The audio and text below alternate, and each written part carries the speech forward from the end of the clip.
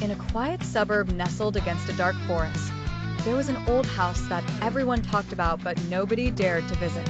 It stood there with its crumbling facade and broken windows like a sad relic of the past. Legend had it that the house was haunted, host to the vengeful spirit of a woman named Eliza Mallory, who had mysteriously disappeared from the village decades ago. They said she wandered the halls at night, crying for the child she lost, taken from her as part of some cruel, forgotten tragedy.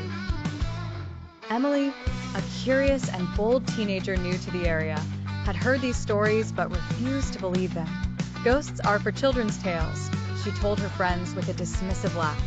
Determined to prove them wrong, she decided to enter the house one chilly October night.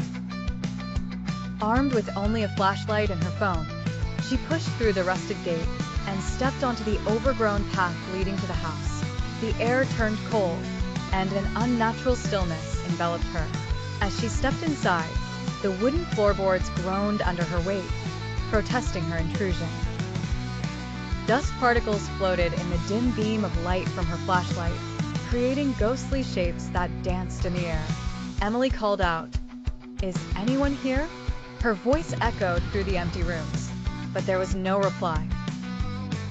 She wandered from room to room, her flashlight revealing scenes of decay, broken furniture, peeling wallpaper, and old portraits whose painted eyes seemed to follow her.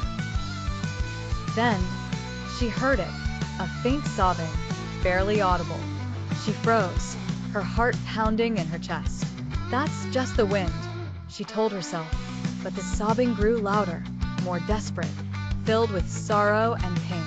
Emily followed the sound to a small room at the back of the house, a nursery.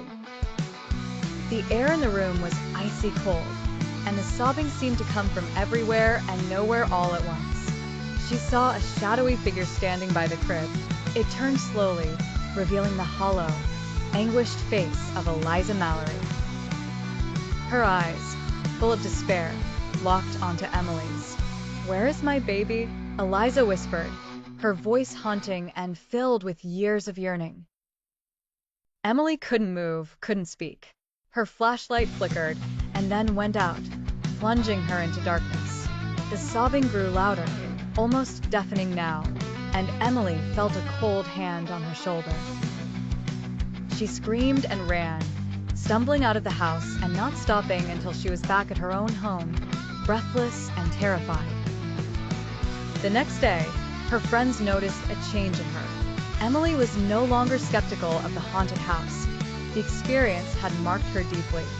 She never spoke of what she saw that night. But sometimes, alone in her room, she would hear faint sobbing, as if the echoes of Eliza's sorrow had followed her home.